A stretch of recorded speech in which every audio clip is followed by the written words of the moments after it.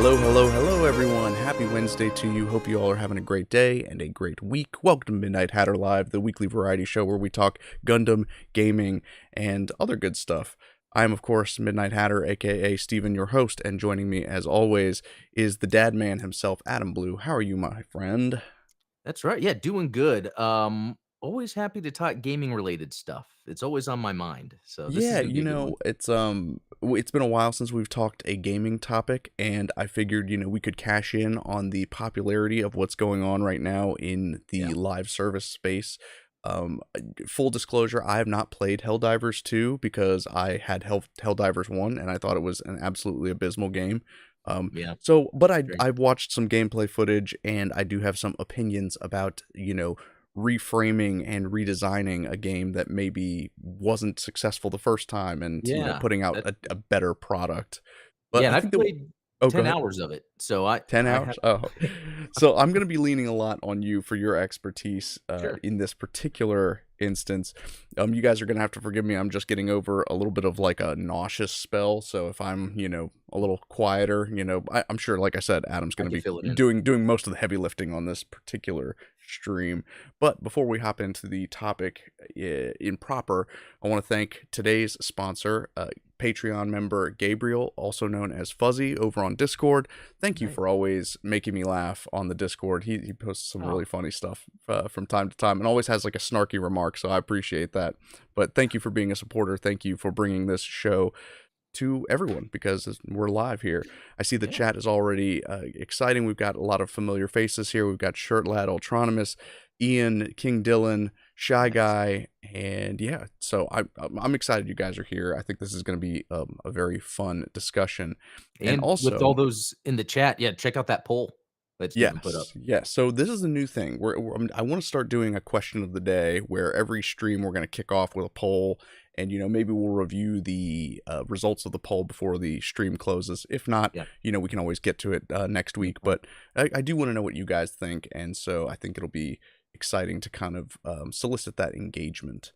But if you Yeah. haven't checked it out, Adam also released a video this morning over on Gundam Explained, which, of course, this is something near and dear to his heart, the G Yeah. Savior soundtrack. Crazy. Crazy. Who knew? The G Savior cult is alive and well in 2024, which is something just fascinating. Yeah, You, it made me think like if it's weird sometimes how I have nostalgia for Gundam, even though I just got into it. But I think it's because a lot of what's come out like fits into my nostalgia anyway.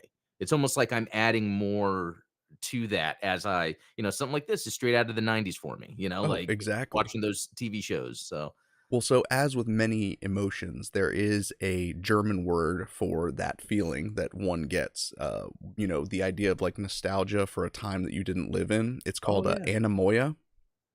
Ah, And so anemoia, it's the word that you would use to describe people who are like in their 20s right now, but absolutely love like 80s synthwave music and stuff like that. mm, It's like you're feeling this nostalgia for a time that you didn't ever experience, which I don't know about you, but that is something that I constantly, you know, feel the pull of. yeah. No, I get it. It's weird how, and I don't know what it is. It has to be something to do with perception, judgment, and like focus when like because when you like something you're focused on it, and I think sometimes you're pulling in from the joy of your perception, and I think that's related to nostalgia. I think a lot of times we think nostalgia is just us thinking of feeling the past, but it's like we had a happy time that we were focused on, and we're able to bring that back up on things we like. Exactly. You can kind of project an emotion onto a specific, whether it's a sight, a sound, a smell. Yeah, I know that a lot of people, it's like when they smell a certain type of cookie or something, they think of yeah. grandma's house and that The sort of smells are thing. a big one. Yeah. Smells are a powerful one for Mhm. sure. But there you go. You come for gaming talk and you get a vocabulary lesson. So Yeah. Well, cool.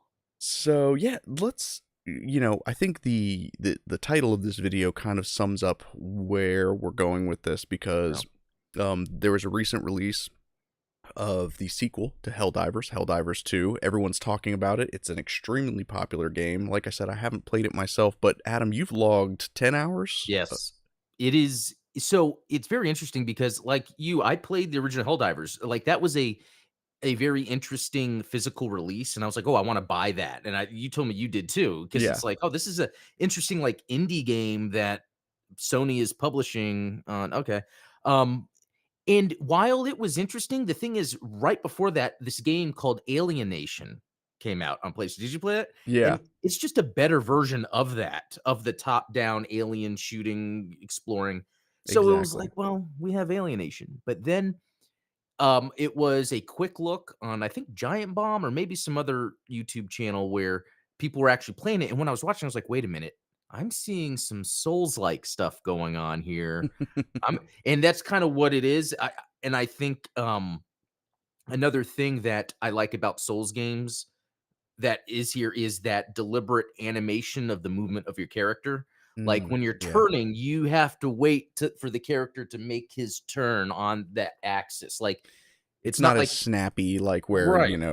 I think that that's one of the things about, like, most Nintendo games is, like, Mario and Link, when you're playing as them, Oh, if you yeah. tap backwards, you're instantly backwards. There's no, like, slow turning movement. Well, like, you have to plan for that. Like, and that's the thing in this game, it's four-player co-op, third-person shooter, I think really good graphics, even if they're not, like, high-end, the design, implementation, and art style makes up for it looking really good. It does It's have a distinct art style, and that's something that I yeah. think is n doesn't I think it's probably the number one thing that people appreciate about indie games is it's like if the gameplay isn't appealing, if the story doesn't do it for you, at the very least, The art style, these yeah. guys pour their hearts into the art style. So So, yeah, 2 things real quick because I think we're really gonna focus I really wanna focus on, the live service element of this game and what makes it work, but as a game, what makes it work is what I said, that movement, 4-player co-op, you can play by yourself, it's hard, but you can do it. Also, the maps are I think they're all procedurally generated. And they are open world maps that have objectives and they have loot, but it's not loot where there's these shiny objects everywhere. It's like you will go up to something that's informing the world you're in, and then there will be like what's mainly called a sample or a medal. Those are currencies you can use to unlock stuff. And yeah, so the game is a lot of you might be traveling for 10 minutes without fighting anything, or maybe a little less than that. Usually matches go up to 40 minutes. There's like a time limit on some of them, but you're just going around the map, destroying bugs. There's the automatons, so there's this whole other side where it's just robots you fight. yeah, But you have your weapons, you call down like my loadout right now is I call down this machine gun that's good for fighting against armored bugs, but also a backpack of just ammo and stuff so I can always resupply myself or others. And then you can just constantly drop orbital strikes everywhere. It's like so awesome. so the game has so much going for it while it's hard, and it doesn't handhold because it's a game where it has systems upon systems, but they don't tell you this. Like, if you hold down the reload button, a prompt will come up to give you, like, for instance, on the machine gun, the different RPM, although I think it's a different terminology for that. And then different weapons have like different little. So there's so many little things in the game. It's Um, very cool.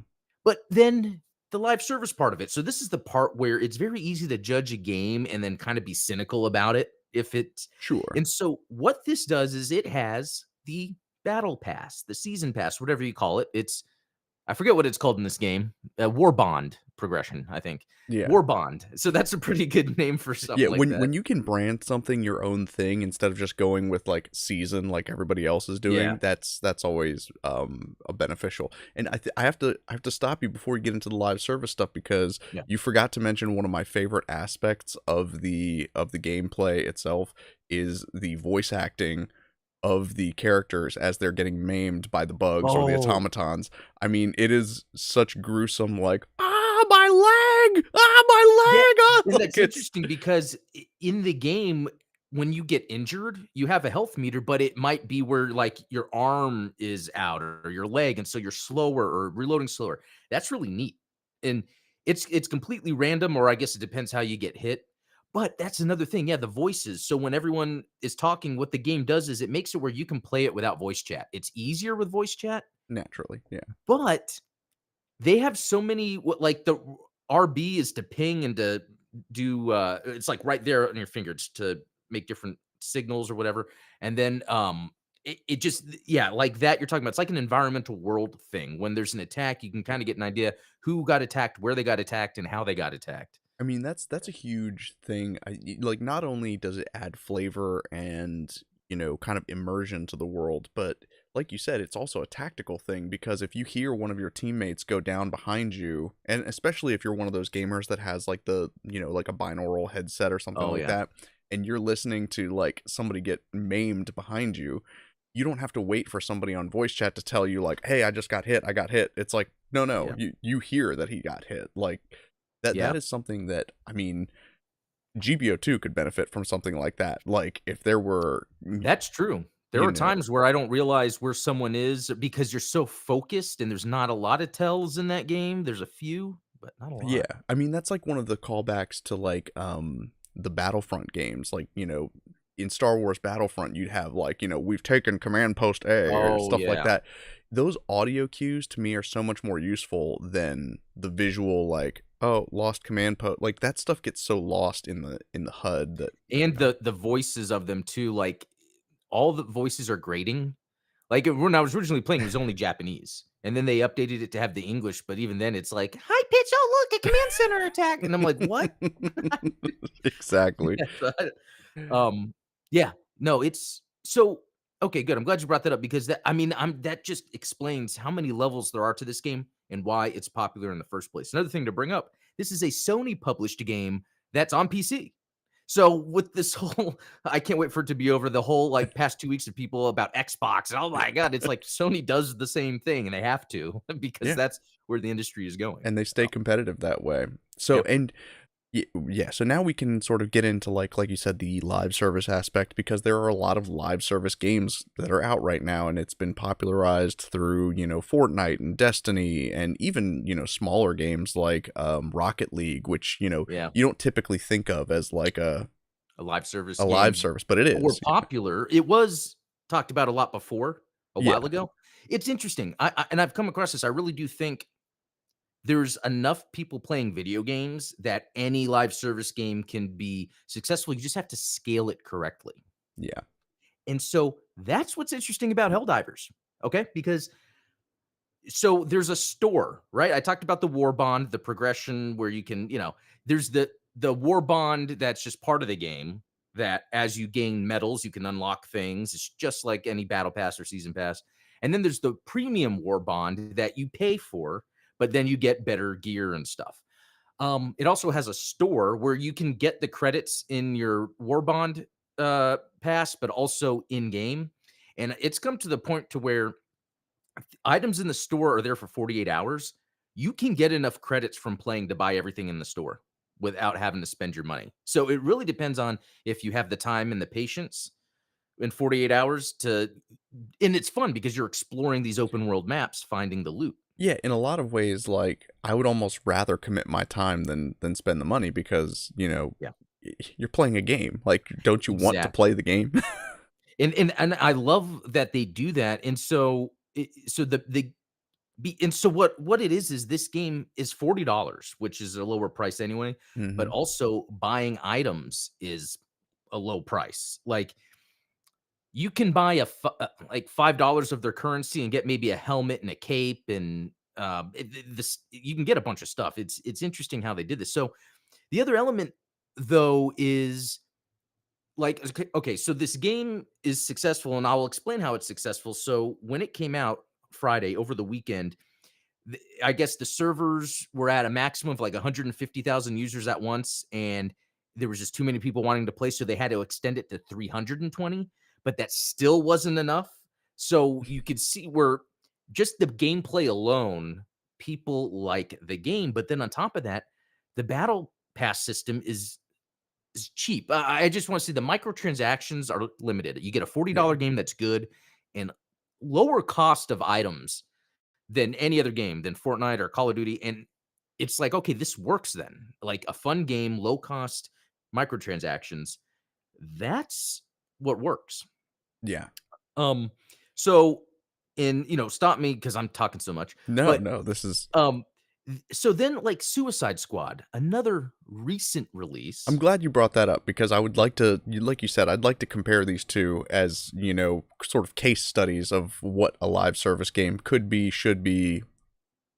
And so I haven't played it, but I have watched gameplay footage and I have listened to people that have played it, and they do say it's not bad. Like, but for being something that's DC and a full priced game with microtransactions and it's like it almost seems like it would be like a if you didn't count it being DC or having all the CGI cutscenes, this seems like it would be just like a cheap, quick to make game because it's like you have these characters, but it's all a shooter. It's all like Division anyway. Yeah, And which kind of, yeah, there's I would say that the market is definitely saturated with TPSs and, they're so cheap and easy to make. It's why the Steam store is flooded with people that will just do asset flips, either in Unity or Unreal because there's 1,000 TPS templates that you can just drop your own assets in.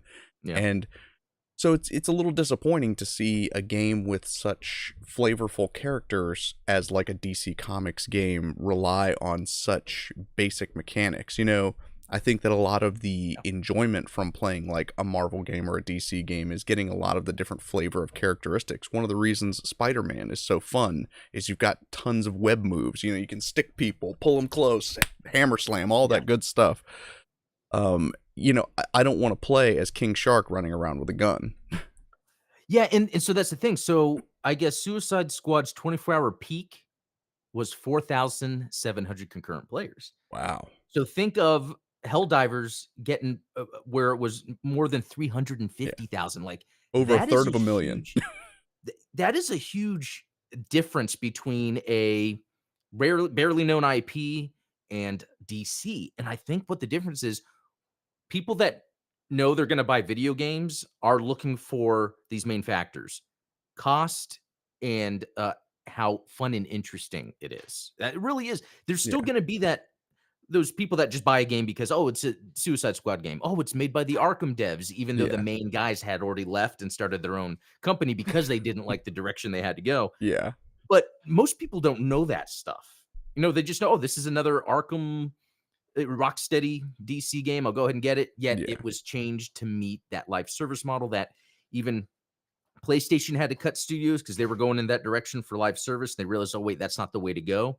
But with Helldivers 2, they're like, well, instead of us making one, we will just publish this third party game and support them just enough for its low cost for Sony, but it exposes this game a lot more to get more people to play. And you have to factor in like, not having to license a 100-year-old Yeah. IP DC DC. Yeah. Comics. And so, you're already having to price your game accordingly in order to make a buck off of it. I mean, to me, the Suicide Squad game largely seems like devs trying to fit a square peg in a round hole. It's like, Yeah. the publisher wants a monetization model. They want the live service monetization, but, there's no way to fit that particular IP into, what they're trying to do. And this is where it's like I would bring up GBO2 because to me, even though GBO2 doesn't have like seasons or, battle passes or things like that, it's still very much a live service model game. Yeah. But, it's an easier platform on which to build because they're releasing weekly content because even though Gundam is only 40 years old, there are far more variants, weapons, mobile suits, all these different assets that you can release compared to like the number of DC characters that you could release in a video. Even if you only released one new DC character in Suicide Squad per year, Yeah. you would still not have a quarter of the content that you would have from Gundam. And the base combat is always going to be the same because mobile suits all just say, it's like you've got a melee weapon, you've got like a couple of machine guns, maybe you have funnels, but you don't have like a huge variety of like character assets that are different, And so, especially with a game like Suicide Squad where the premise is that you're playing as the villains, which has been done before, I think, much better. And even though this game didn't receive a lot of critical praise, the game Marvel Nemesis: Rise of the Oh Imperfects, yeah. um, even if the story was kind of preposterous, I would say that the gameplay in that was absolutely fantastic, and the impacts and the variety of gameplay, when you're Magneto and you're lifting cars from across the room and throwing them at people, compared to, like, I think, what's the Russian ballerina's name? It's like Fault Zone or something, and she's got like the hammer spike hands, like that. I feel like Joe Rogan right now with his, like, Oh, boom. You really feel the impact of which those is important. hits. That goes to what you were saying earlier about animation too. Like that's what the Yeah. player's using as cues as feeling part of that experience they're having. Yeah, if you're gonna play as those characters, you want to play as those characters. You don't want like a Fortnite version of Batman. Like, it's like putting Batman in Fortnite. He's just gonna be running around the same way as all the other third Yeah, person characters. Like, exactly. what's the appeal there? So, So yeah. yeah, with GBO2, it's good because it does a monetization model. I think it's different than most games out there. I mean, even on top of that, just the fact that releases come out weekly, Oof, and that's it's like incredible. you can get free things every week, or you can pay if you want. Not that you'll get it, but it's also interesting because I think if you just look at the graphics and look at there's a lot of content, but it's in a very narrow stream. So that makes it, I think, easier for them to low cost production Hmm. because I think with the amount of players that are playing for any other big company, they would just cancel. But it's like they're able to, and I think that's what Bandai had to do going into this. It's like, okay, this isn't necessarily a big worldwide. It is, but it isn't. For some reason, there's something about Gundam Well, it's like you said, game. it's about scale and it's about, managing Yes. your expectations. And I think that, Helldivers obviously underestimated their expectations, but I think that Suicide Squad largely overestimated the popularity of the IP and what you can do with an IP like Gundam or like an IP like Helldivers is there's so much more room to play with added content because they're limited in their scope to, like, we understand that we're a third person shooter, and so, like, we can create different types of guns and it fit in the universe, but, like, Mechs are coming soon. yeah, see, there you go, That's like, gonna be awesome. Yeah. yeah, you imagine if you tried to add mechs to Suicide Squad, it would probably fall on its face, It like, would break the game because the game is very because with Suicide Squad, that's different than Helldivers, is also Suicide Squad is a traversal game. It's all about, like, use each character has a way to quickly traverse across the map. mhm, It's the same thing, but just they're different powers. And so yeah. a lot of it is flying through the air to get to this battle, flying through the air to get to that battle. And so, yeah, if you were to introduce something that would break the gameplay, that it would be a little tough. And then, yeah, to that end, when you're trying to craft a story, you can have as many different mechs or generic bug enemies in Helldivers as you want because it's Yeah. your own IP. Yeah. I guess the large conceit that you're trying to make with Suicide Squad is like, hey, you've got to kill the Justice League. And I know that there's, rumors about like, oh, well, the real enemy's Brainiac and like, they're mind controlled and they could be clones, and that kind of leads into the grindy gameplay, like how many times can you really kill Green Lantern, right? Like, Oh, yeah. but in order to service the monetization model, you have to make it so that you can kill Green Lantern a lot of times. Yeah, and that's the thing, like, it was where Warner Brothers went to Rocksteady that makes single player games, and like, "Hey, make a live service multiplayer shooter." And that's why you only got the 4,000 whatever concurrent players, whereas Yeah, and that's the other interesting thing, real quick, because it was a very quick bubble in the past couple years where these companies, these publishers are like, "Okay, we need to make live service games." yeah. And then now just recently they're like, "No, no, no, we need to cancel our live service games." Stop, pull the plug. And Sony just announced too that they're not meeting their sales forecast. Of Even course though not. the Yeah, PlayStation sells good, it's as good relative to Xbox and Switch, which is the powerhouse. So it's like, okay, then this must be relatively good. But they Jim Ryan, the CEO, we now have an idea of why he left last year was yeah, because he saw how far they were able to get this generation, and then everything sort of changed in terms of what gamers want and the direction Sony was going. So he's like, okay, I'm out. And because he wasn't fired, yeah. he left on his own. So it was probably he saw the writing on the wall. And that's why, again, Sony was like, okay, let's publish this Helldivers 2 game, let's put it on PC. It's to me, it just keeps making me think of all the people complaining about Xbox putting things on another. It's like, no, all game publishers are gonna have to do this moving Yeah, forward. I mean, it's not going to surprise me at all. Like there are so many games that are even just available on what is it, Luna, the Amazon like Yeah, Fire TV yeah. gaming platform. Like, you know, I think I saw Control was on there, and I was Yeah, like, Control was on there. Yeah, and that's that's interesting because Stadia was really good and they closed it down. yeah, But I think it was because of like they have this monthly service you're paying, but the games are just games from other platforms. Yeah, they had some exclusives, but yeah. because it's hard to make exclusive titles, it's costly. No one knows it was like, okay, we just got to stop. Luna is I feel like Amazon is probably losing money on Luna, but I think they're keeping it because they want their Amazon like they want this ecosystem of games, books, movies, Yeah.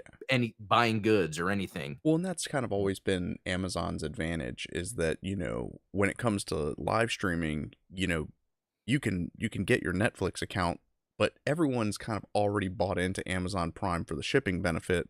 Yeah. And so it's like, oh, well, you mean I can stream movies too? Like, of course, like, I'm already it's like the sunk cost fallacy. Like you're Yeah. already in for a penny, so you might as well, continue to use all of the other services that they offer. Now that said, I think that you're right that, these are kind of loss leaders for Amazon because they did revise the way that Amazon Prime works. Now they have Prime Yeah. Video. And so it's The like, ads are yeah, like, even if you're paying for Prime, you still get ads during ex- shows and movies. Yeah. exactly. But, for extra $3 a month, you can remove that. So it makes me wonder, like, for something like Luna, are they going to start running, mid game ads, like maybe during loading screens or something like that? That's interesting. I almost feel like the Amazon Luna won't be around for long if they're not coming out with exclusives, but I also think, like, Twitch is another weird one because that's Amazon, but I almost feel like Twitch is slowly, like, failing, but it's just that there's enough big people on there that's getting the attention. I feel like there needs to be some sort of consolidation of Luna and Twitch since it's really about gaming. Yeah. And it's something that I've thought about, and I don't want to go off too off far on a tangent, but like, we always talk about game development, and one of the Yeah. big things I would want to do in a game is have a built-in broadcasting feature where when you're playing the game, you hit broadcast. So if anyone just goes to play that game, they could see, oh, here's other players around the world broadcasting their gameplay. You Yeah. don't have to go to YouTube or Twitch or look for that. It's like built into the game. And I think that's what Amazon needs to take advantage of with Luna and Twitch with their exclusive. They need to make an exclusive that has that integration.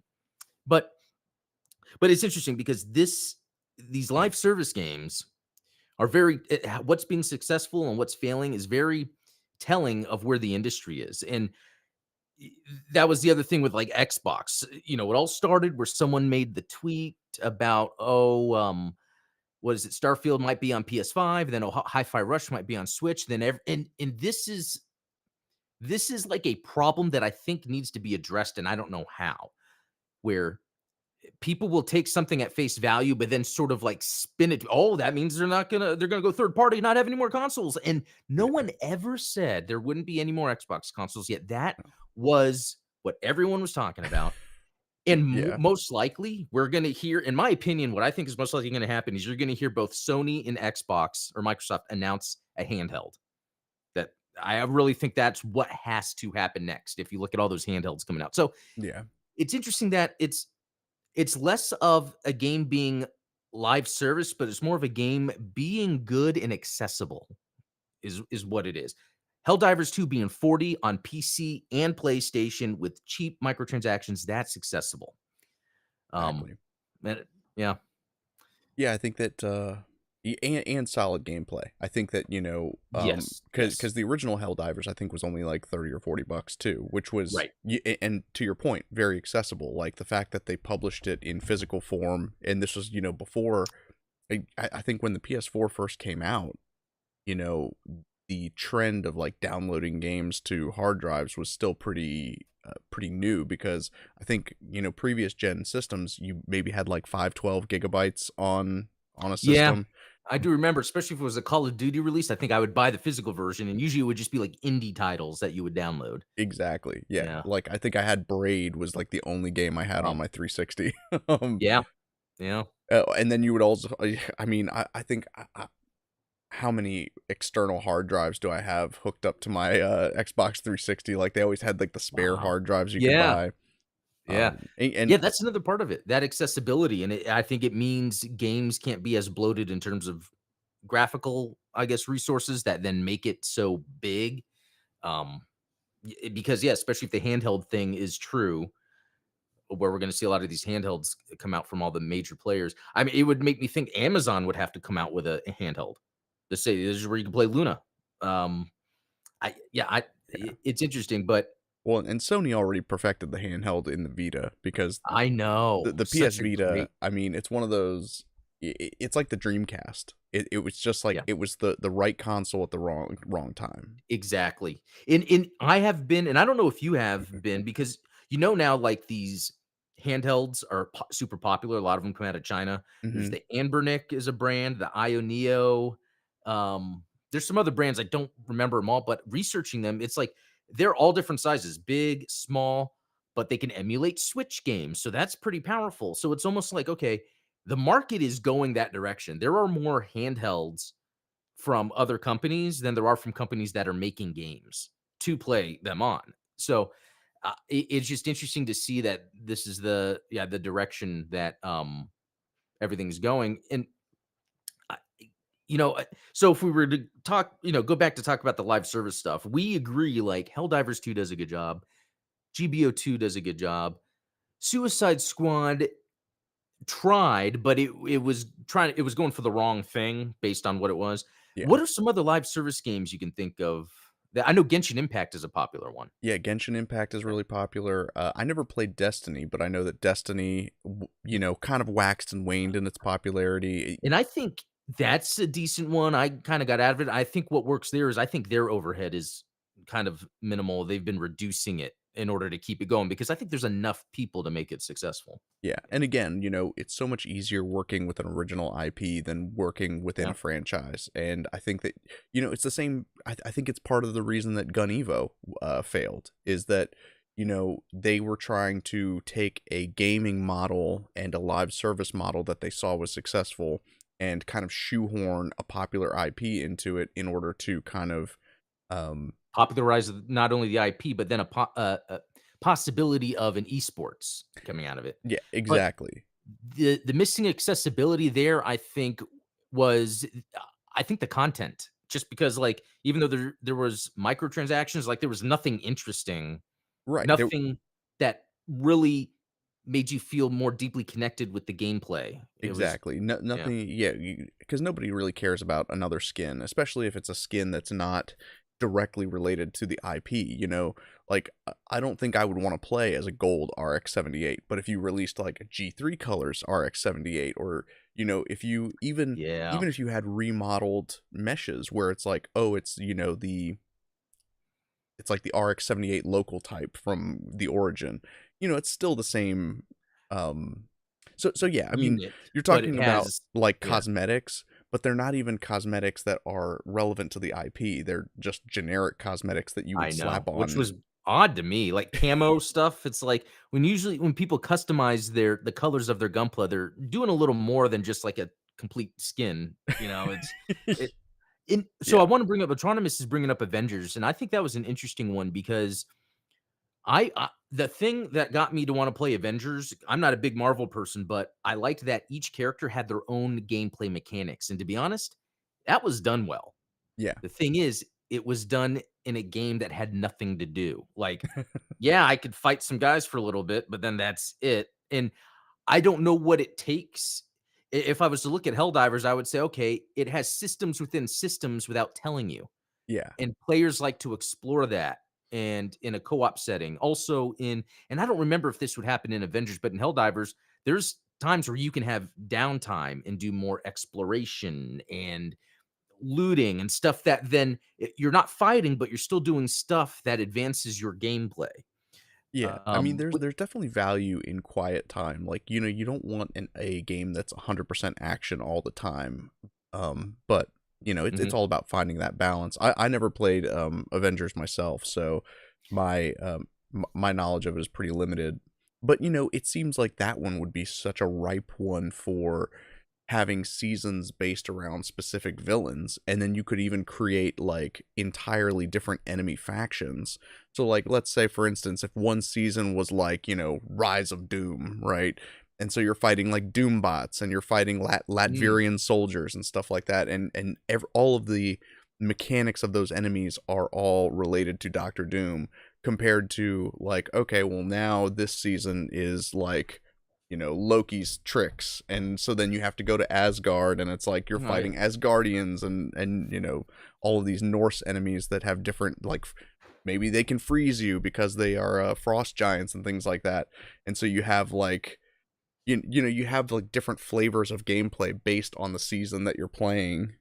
Yeah, then and that actually reminds me, in Helldivers 2, I wanna say it has 8 or 9 difficulty levels, where once you can only progress to the next difficulty once you've beat enough of the one before it, but it makes those missions different. So there will be more and bigger aliens that show up on the harder difficulties. There might be more objectives or side objectives you can do, because then it's like, okay, if you're doing a harder difficulty, there's more rewards out of the side objective. So we'd assume your squad knows what they're doing. And that's what helps, because if it's the same difficulty, like you're gonna get bored. Oh, I've already done this, but Yeah, then the difficulty ramps up. The other thing Helldivers 2 does also is when you start the game and you're in your ship, you're walking to like a hologram table, that you see in like sci-fi movies, yeah, and you're looking at where there's super Earth, Mars, and then like the invasion of the Terminids, I think they're called, on one side, invasion of the automatons on the other side. And there's a percentage on each planet, and it's as a collective, you are eradicating planets.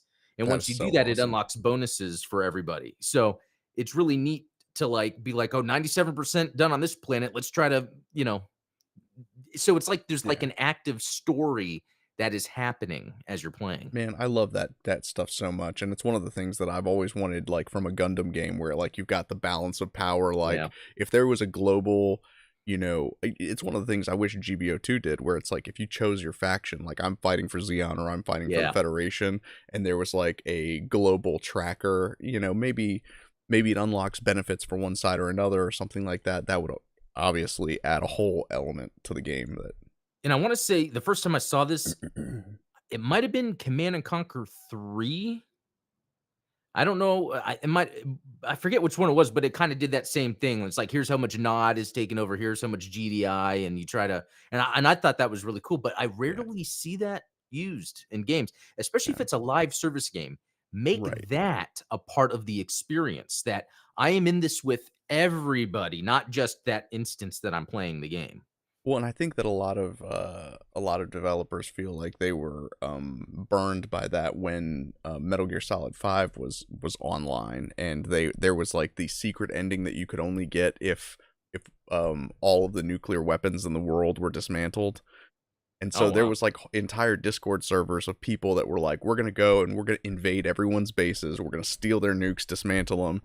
And so it was like this constant like, okay, we got him down, and it turned out eventually they hacked the server and cheated to get the zero nukes. Wow. So that was That unfortunate, but That is unfortunate, but I like that idea. I do like the idea of some event that it's a collective, like, of when you're playing, what is something else you can do in this session that's going to help the greater collective and not just your session? yeah, it Yeah. makes you feel more part and more connected to the community that's playing, as opposed to like, like you said, it's a game that you can play by yourself and not be engaged with that stuff at all. But if you want to, you can engage with it, which I think is a pretty awesome thing. Yeah. But Are there any live service games that you play? honestly, not really, unless you count GBO2 or like I said, Rocket League are the only two that I'm really committed to, and I think that that's part of my general stigma towards live service games in general. Yeah, because that's the thing. Like, I'm the type where like I'll get into a multiplayer game, but it's not like then that's my main game for like a year or two. I think GBO2 is the most I've been consistent ever with an online game, and I think it's just because I like the combat, and then there's always things coming out. Yeah, Call of Duty, it's more of that comes in waves. Like if I have this itch for FPS combat, I will play Call of Duty maybe for a couple months, but then I'm like, okay, I've had my fill, and then I don't play it for like until the next one comes out. And other than that, like for instance, Fortnite. I haven't played it in a while, but every once in a while I'll jump in with my youngest because he wants to sure. play, check out a new skin. And that's like a fun, like, okay, I can just jump in and it's like just going to the playground across the street. I don't need much to play at the playground with my son, but it's something Yeah. we can do. Um, Yeah, and I and think that kind of contributes to this, what makes games like Helldivers or games like Fortnite work versus, something like Suicide Squad, where you're trying to have this conceit of why the game should just continue to exist despite the fact that it's got this story associated with it. Um, so I think it was Brian Upton, was one of the creators of Rainbow Six Ghost Recon. He did a oh, talk at GDC several years ago talking about like pitching your game to game developers and game publishers.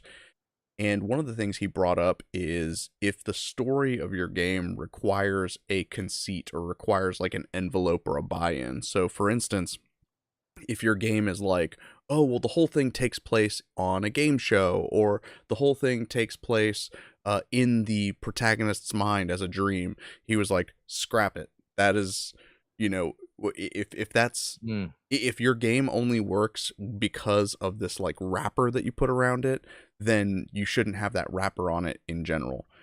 And so I think that like what makes Fortnite work, what makes Call of Duty work, what makes GBO work is that they don't have that kind of wrapper around them that says like, oh, well, there's this greater story that's going on that, you know, yeah. that you're contributing to. And I think that's the problem with like Suicide Squad is like, well, you can only kill the Justice League one time. So like, what's the conceit that you're trying to get the players to buy in order to continue to get them coming back? And like you said, if you want it to be the type of game that someone can just pick up as easily as going outside to the park, there can't be this kind of like, um, I guess conceit is the best word.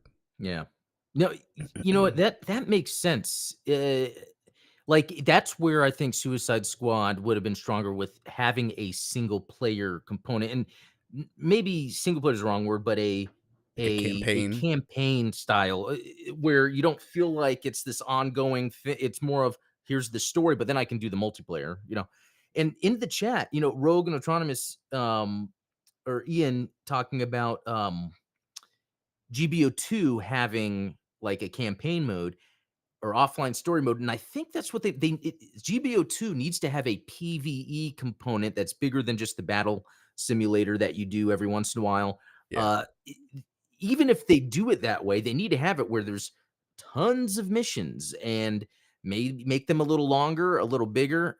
I mean, just think of being able to have like a squad of 4, and I'm thinking of Helldivers too. You have a squad of 4, you Yeah. drop down somewhere on Earth, and you're having to fight, and it's PvE against a bunch of Zaku 2s. And you could choose, okay, which GM am I? I'm a GM that's a ground type with a cannon, or and so you could do that and then have a PvE thing go on. I think that's what Gundam really. And you could even do it using the same like maps. Yeah, You could like exactly. you don't even have Yeah. to redesign tons of the assets and things like that. Even the stuff Or they made in Code Fairy. yeah, I was gonna say you and I have sung the praises of Code Fairy probably more than anyone because Code Fairy was the attempt to do that. But I guess for a variety of reasons, Code Fairy didn't quite attract the same popularity as GBO2 itself did. Yeah, and I think a lot of it is the marketing, the way the game looks. I know I hate to say that, but it's like a lot you can have older looking graphics, but have it implemented in a way, a stylistic way where it doesn't look like it. But I think GBO2 just looks older. It looks like up-resed PS2 graphics, and Yeah, it's okay. Um, but what they need to do is have a PvE system where users are engaged. Like when I'm playing a Helldivers 2 map, it could be up to 40 minutes of the group of us going around the map, exterminating what we can, finding loot, finding story bits, finding other little like here's another example in Helldivers 2. There's like sometimes you might find an optional like barrage cannon. You can go to it, get to a computer, start typing into the terminal, which is cool because it's like Konami code stuff you're having, and it looks like the Nice. guy's typing. But then you have to go and then undo these latches manually and then come back and type in another thing while bugs are coming at you. But if you complete that, then you have this extra gun as you're playing the rest of the match that you can fire on things. That's pretty sweet. So I think that's like another element. So if they do a PvE Gundam style thing, they would need to be able to do it where you're interacting with the world with your friends as you're fighting things. So Yeah, and like we said earlier, with Helldivers, kind of like you said, having voice chat but not necessarily needing it. I think that would be one of the weaknesses of. Yeah, sorry, my dog's going crazy right now. I oh, think oh, someone's at the door. But you know, I think that's one of the things that GBO2 is lacking, is obviously the ability to communicate very effectively with your allies. And I think you can obviously get around that by partying up on PlayStation, having a chat going privately and that sort of thing. But being able to do some matchmaking where maybe you can select a language like a language server that you would want to be on, that kind of thing. There's definitely ways to make that work. oh, yeah, I would just love for them to come out with a new Gundam game that's live service and like the first season is 1 year war. And then like you could do PvP or you can jump with friends to do some like recreate Odessa or something. And where you just see so much going on around you, and then like season 2 comes out and it's maybe Stardust Memory or something, and then now you have more suits to choose from. There's other PvE battles, and yeah, Yeah, that if would it be were really cool. kind of like Left 4 Dead, where Oh yeah, like. I never got into Left 4 Dead or Oh, even that really? newer one they came out with because it was just the run and gun, Yeah, it, you it know. is for the most part. I think that they have there were certain like objectives for you to complete in the level, so that was always Mhm. kind of cool. It's like, oh, if you're in the bayou level, the objective of course is to go and like start the boats and escape. Yeah, I think that you could obviously add much more complex objectives that compared to that. But yeah, I mean, you could do something similar to that where it's like you have a scenario yeah, where there's, you know, enemies that are on the map and I mean, one of the things that I think Left 4 Dead does kind of well is having almost like mini bosses scattered throughout the level. And so it's like, you would have like the witch type boss or like the juggernaut boss. I forget exactly what term they but these were like the sort of boss zombies that would take like all four of you to bring down. And yeah, I mean, I think that it introduced like a level of cooperation similar to what you were talking about with like, if you're gonna unlock this barrage cannon, like you're gonna need people to back you up and cover for you. yeah. So Yeah, and that's interesting because yeah, I remember that part of Left 4 Dead, and I think that's a good aspect. Like Helldivers is grabbed onto because as you're going around the map, you might come across a giant bug that is no way you can take it on your own. And then I think the other thing too that Helldivers does good, and just to go back on this, is that it's a procedurally generated open world that you're in. So it's like when you land, it's like, okay, let's look at our map real quick. Is there the other thing is an optional radar dish that if you find it and activate it, it unlocks oh, it shows you on your map where all the collectibles are. that's awesome. And I think that is marrying the sort of single player experience people like out of games like GTA, etc., and Assassin's Creed, and then the co-op multiplayer experience that's done by uh any game that's good, Destiny or something. I don't know. Like, I Yeah. feel like there's been a lot of these multiplayer games that seem successful. It's really only like Fortnite. That's like, the other ones, it's like they're here or there. I'm So glad that you brought up like the procedurally generated levels too, because there's that introduces like a level of complexity to the game as well. If you're going to have an exploration component to the game as opposed to it just being like this sort of tactical map based shooter, because everyone knows where everything is in Fortnite. If you've played it, yeah, you know where to right. go, you know where to drop if you want particular items, or if you want particular types of cover and things like that. So I think that that is something that adds like an extra level of, uncertainty to it, Yeah, and maybe it works for some games and not others, but I think that right. in this particular case, if that's something that you want to, engage players with, where it's like you don't know what you're getting into when you drop, that is a very Yeah. powerful So tool. so I would say, like, Helldivers 2 is like a collective of all the ideas you need to make a live service game work. And yeah, I think hopefully other publishers and developers are like looking at that. And again, I don't know. Like, I would love to get a behind the scenes on like Helldivers 2 and like how it was developed, because some of these decisions they came to, did Sony kind of pressure them into stuff, or were they able to say like, "Hey, this is really what's going to keep player retention." It's because it's doing a lot of the right things that games need to pick up on. Like, it reminds me of that Exoprimal that came out by Capcom. That kind of like Oh came and yeah, went. which That is was a funny live because service dinosaur shooting game, and then like no one talks about it. yeah, my brothers were trying to get me on that game, but yeah, I didn't. I missed the boat on that one.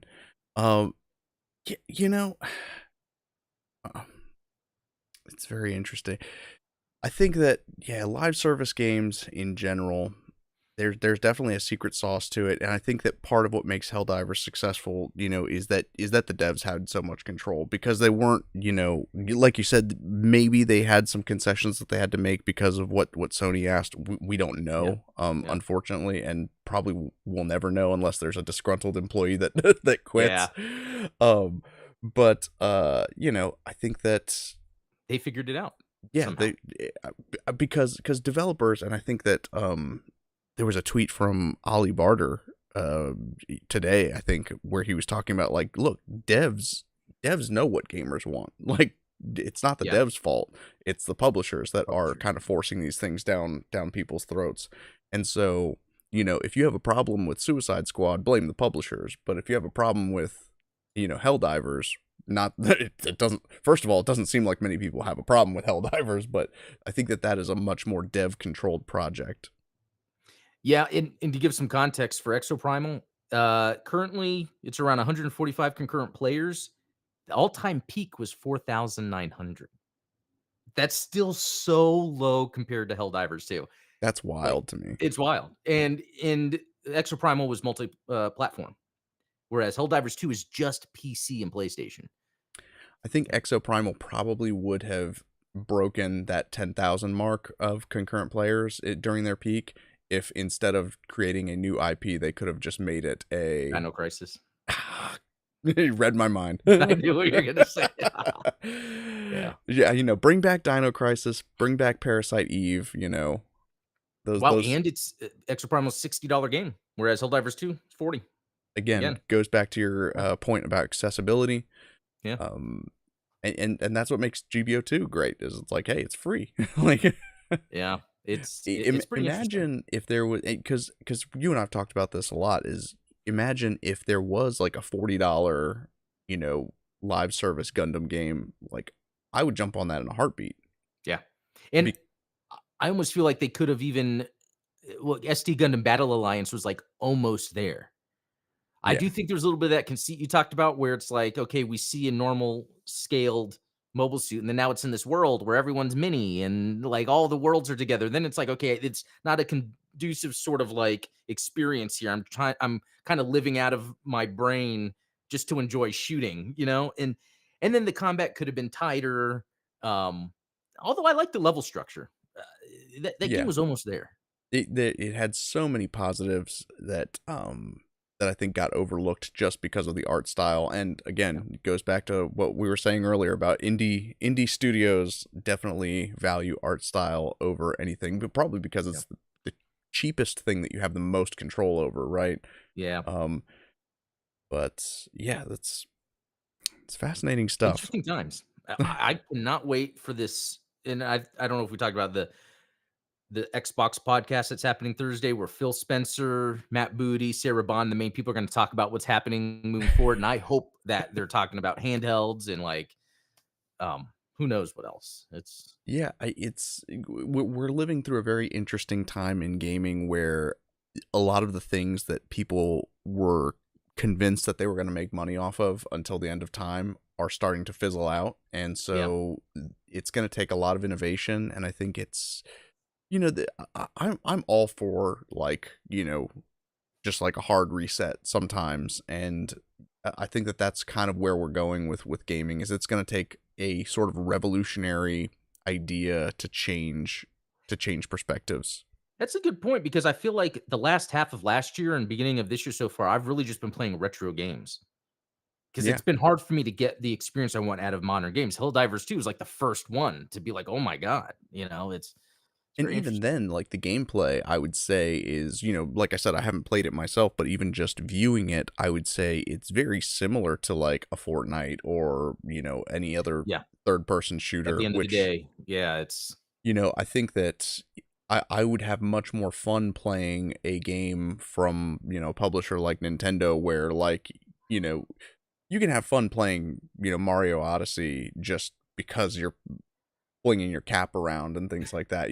Like, yeah, there's every game is designed around playing a particular way, whereas I think a lot of, and this could be a weakness of live service games, and maybe it's something that's going to change in the future, is having, character specific gameplay where you're not just running around running and gunning and shooting and things like that. yeah, And I think that, obviously, like Overwatch and Gun Evo tried to do that with like hero shooters, but it's not quite the same, and it's not quite as punchy as having, like, a third person kind of action adventure style, but with characters that have wildly different powers, which I think, Avengers obviously could do that. But but yeah, and I think this also goes back to what I think people also want in a game is that downtime, even if it's a little sense of exploration to get more of a grounded feeling of being in that world, of exploring the world. So then when you're doing your action, you have more of a connection with it. yeah. Yeah. And great physics don't hurt either. One of Oh the yeah. things I've appreciated from the gameplay videos of Helldivers is, like, Yeah. explosions feel punchy, like Yeah. everything, you really feel the environment, which is cool. And it's not even that, like, it's not interactive on the level of like a Breath of the Wild or a Far Cry, where, Right. you've got like super destructible, like, interactive systems, but like you said, you still have systems upon systems. Yeah. If you get a drop pod and it falls on a building, it will crush the building. That's what's pretty cool about it. So Yeah. like things are destructible. Yeah, and you get the shaky cam and things like, Yeah. you feel like it's And how it starts off with that whole, like, "For democracy," and, like, the whole, like, Starship Troopers thing going on, it really yeah, makes you feel like it's you're already in this world. for liberty's sake. Yeah. Yeah. Yeah. So yeah, if that's not enough of a ringing endorsement for Helldivers 2, I don't know what is. That's probably, I might look at picking that up this weekend, Well, and getting do with you. you have a PS5? Oh no, it's PS5 only. Shoot. So I I'd think probably end up getting it on a PC. but do you have a PC? That can Funny you mentioned that. I don't, but I have a way of playing. Obviously, like, using wine and things like that on Oh, my Mac. So, awesome. Okay, that would be great because if you do get it, let me oh know. yeah, we'll Uh, we'll hop on and yeah, because I would like to see what your take is. Just as game dev enthusiasts and you being more of a literal game dev, it's like learning and seeing these systems in action are very inspiring. yeah, and that's one of the reasons that I wanted to have this conversation, is because, it really does feel like a step into the future of game dev. Yep. Um, so I was trying to pull up the results of the poll, but I cannot get them up on Oh, my computer. let Do me you? see.